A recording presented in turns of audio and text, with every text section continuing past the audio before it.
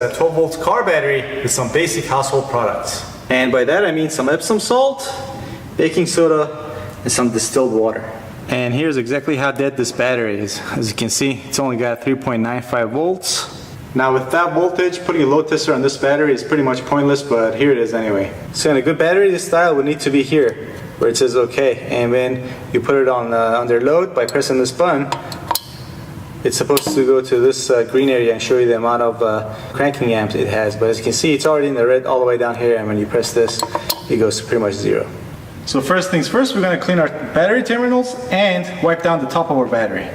And if you don't have a battery terminal cleaner, you can always just use some 400 or 300 grit sandpaper.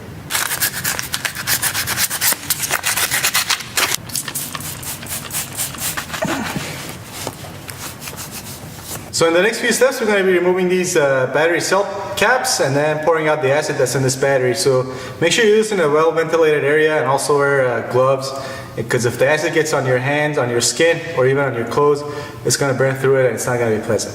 And on this battery, these caps can easily be removed with just a flathead screwdriver. There we go, there's one.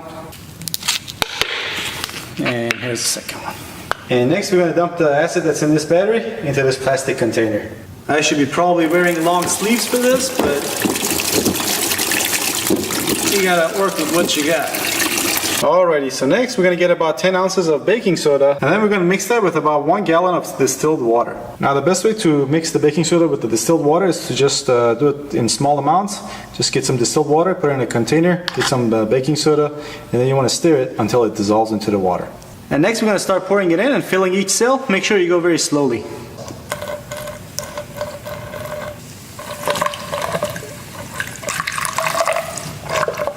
Alrighty, next we put our cell caps back on, and then we're going to shake around our battery for about 30 seconds or so.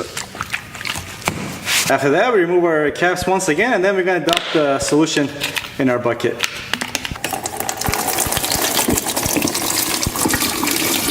Next, you want to mix about 15 ounces of Epsom salt with about 1 gallon of distilled water. And similar to the baking soda, you want to mix this slowly, but also you want to make sure you heat up the water. That way you can stir this and dissolve the Epsom salt into the water a lot easier. And next, we'll fill up each cell with our Epsom salt and distilled water solution.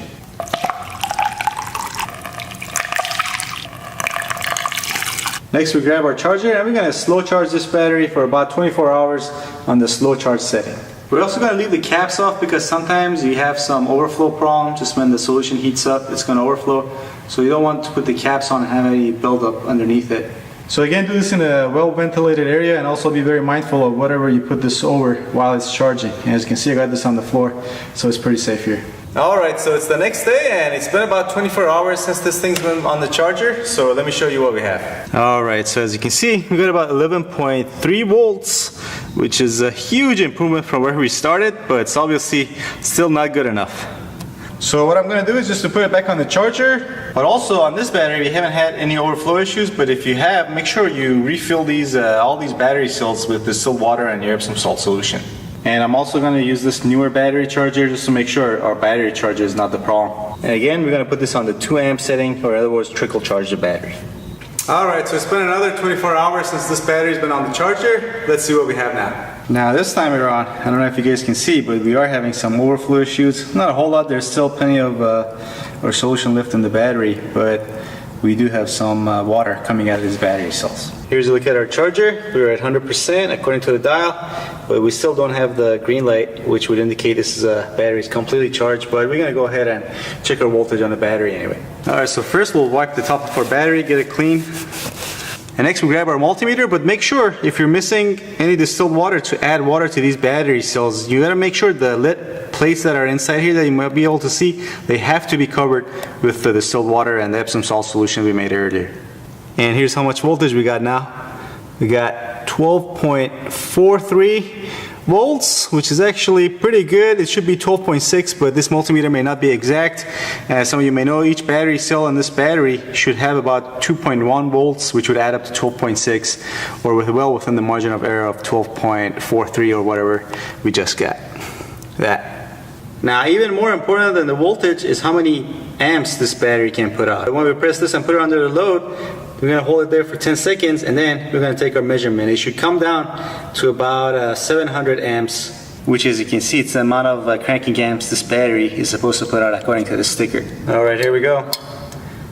That shut down way too much. But anyway, we're going to hold it there, see at least if we can hold that at least. I would say it's probably about 100, I guess, 100 amps it's putting out. And that's 10 seconds. Alright, so you can put out 100 cranking amps. That's pretty low, but it's still a huge improvement from where we started.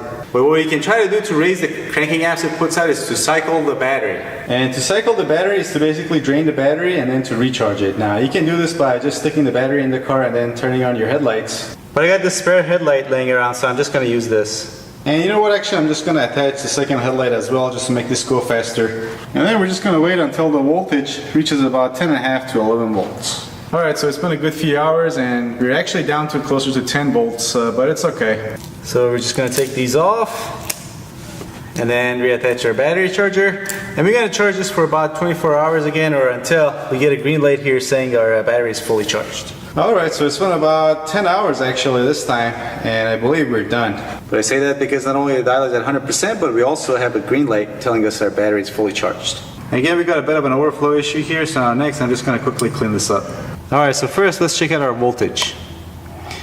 Alright, now this time we got 12.66 volts. Again, that's about right. We should have about 12.6 volts. But again, here's the real test. Our load tester showing us how many cranking amps this thing can put out, or whether we've made any improvements. Let's see. God, that's a bummer.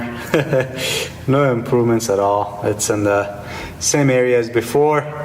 Oh well, it was worth a shot. At least it's holding steady there, and it's not going into the showing us that it's bad. Well, shows us that it's weak, but it's not improving much. And there you have it, folks. So if the question is whether you can revive a dead battery with some Epsom salt and baking soda, the answer is maybe. You just might be able to. Now, we started with a really dead battery. This battery, again, had 3.95 volts. It's putting out no amps at all. After we treated it with the baking soda and then the Epsom salt, now we are up to 12.6 volts. I'm wondering whether that's going to retain that voltage overnight though. I'll test this tomorrow and make a note of it in the video when I put out the video on YouTube.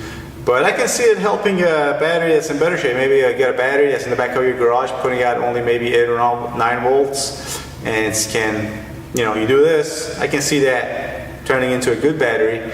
But we won't know because I don't have one of those around to test. But if I ever do, I'll make a follow-up video and we'll know for sure whether this can help a dead battery be good again. So with that said, hope you enjoyed watching this little experiment I did. If you did, please give it a thumbs up and also consider checking out some of my other videos. I'll put it up on the screen as video links so you can just click on it. Alright, thanks for watching. See you next time.